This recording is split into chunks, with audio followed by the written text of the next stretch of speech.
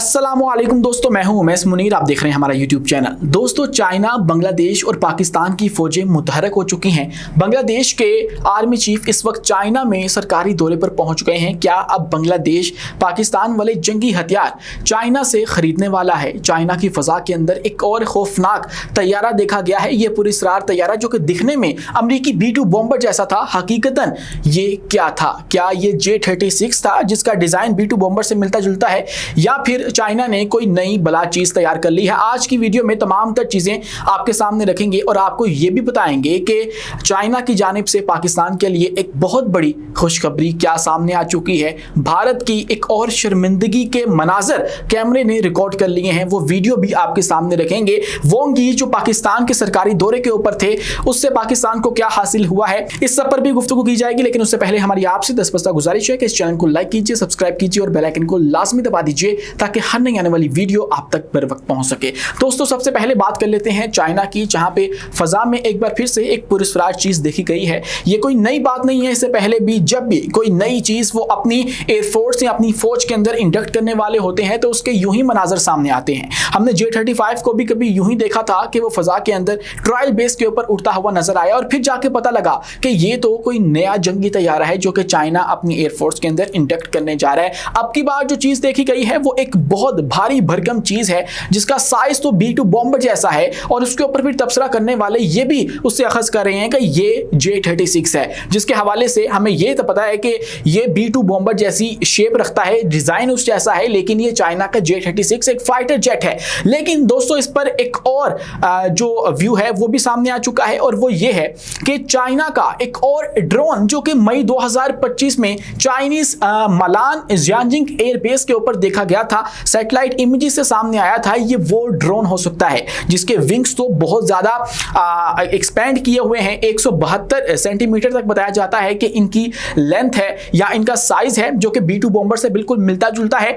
लेकिन इसका जो नाम है वो बाज़ाब्ता तौर पे चाइना ने अनाउंस नहीं किया था, लेकिन फिर इसको जो नाम दिया गया देखने वालों की जानिब से और एक्सपर्ट्स की जानिब से वो WZX का था। दोस्तों, अब ये तमाम का जो तैयारियां आजकल हो रही हैं चाइना के अंदर, बहुत से हथियार ऐसे हैं जो कि हमें पहली दफा देखने को मिल रहे हैं और उनके अंदर ये वाला एक ड्रोन भी है। उसके अलावा चंद तैयारों की रिहर्सल जो है वो भी की जा रही है। उसके बाद नेवी की चंद जो आइटम्स हैं, नए नए मिसाइल्स जो हैं वो चाइना के अंदर इस वक्त नकलो हरकत करते हुए दिखाई दे रहे हैं। इन सब का मकसद ये है कि अगले महीने 3 सितंबर को एक बहुत बड़ी जो परेड चाइना के अंदर अरेंज की गई है वर्ल्ड वार 2 की 80वीं सालगिरह के मौका के ऊपर, वहां पे एक बहुत बड़ा फौजी ताकत का मुजाहिरा करना मकसूद है और उसके लिए इन तमाम तर हथियारों को तैयार किया जा रहा है ताकि वहां पे ये बहुत अच्छे तरीके से परफॉर्म किए जाएं। और इस परेड के हवाले से ये भी कहा जा रहा है कि ये इसलिए भी स्पेशल है क्योंकि इस मौका के ऊपर चाइना J-35 और अपनी जो 5वीं जनरेशन के जंगी लड़ाका तैयारे हैं, इनको ऑफिशियली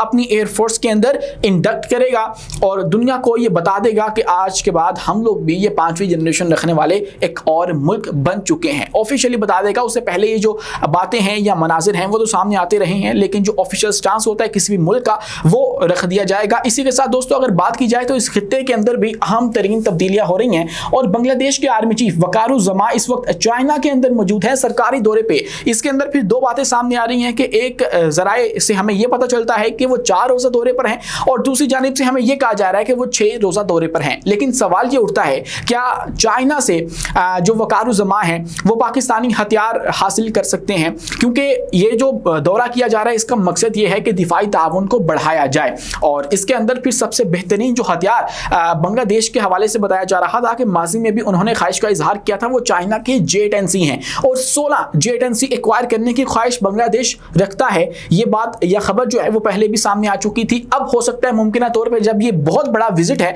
कि आर्मी चीफ खुद ही आपके मुल्क में आ चुके हैं, तो ये इस तरह की जो दिफाई डील है उसकी खबर भी सामने आ सकती है। इसके अलावा जो बांग्लादेश के अपने एक्सपर्ट्स हैं वो भी ये बात पहले बता चुके हैं कि बांग्लादेश को एक बहुत ही कमाल के एयर डिफेंस सिस्टम की जरूरत है। तो ऐसे में चाइना से वो क्या हासिल कर सकते हैं? HQ-19 की तरफ तो नहीं जाएंगे क्योंकि उनके पास तो जो एयर डिफेंस सिस्टम है वो बहुत ही नकारा किस्म का है और अब जो वो हासिल कर सकते हैं उसके अंदर HQ-9 का नाम लिया जा रहा है कि चाइना से ये भी एक्वायर किया जा सकता है। तो ये वो दोनों वो हथियार हैं जो कि पाकिस्तान के हथियार थे या फिर पाकिस्तान ने इस्तेमाल किए हैं। ये पाकिस्तान और भारत की जंग के अंदर आजमाए हुए हथियार हैं और जब भी कोई दूसरा मुल्क नई खरीदारी करता है तो वो ये लाजमी चेक करता है कि इस हथियार का ट्रैक रिकॉर्ड क्या है, ये कहाँ पे इस्तेमाल हुआ है। तो जब इस खित्ते के अंदर हालिया ये हथियार इस्तेमाल हुए हैं और उनके अपने दुश्मन बांग्लादेश का सबसे बड़ा जो राइवल है इस खित्ते के अंदर वो भारत है, उसके खिलाफ आजमाए हुए हथियार हैं और भारत को हमने इनसे नॉकआउट किया, तो उनके लिए सबसे बेस्ट ऑप्शन भी यही वाले हथियार हैं। तो हो सकता है कि इस तरह की जो डील है वो चाइना से हमें देखने को मिले।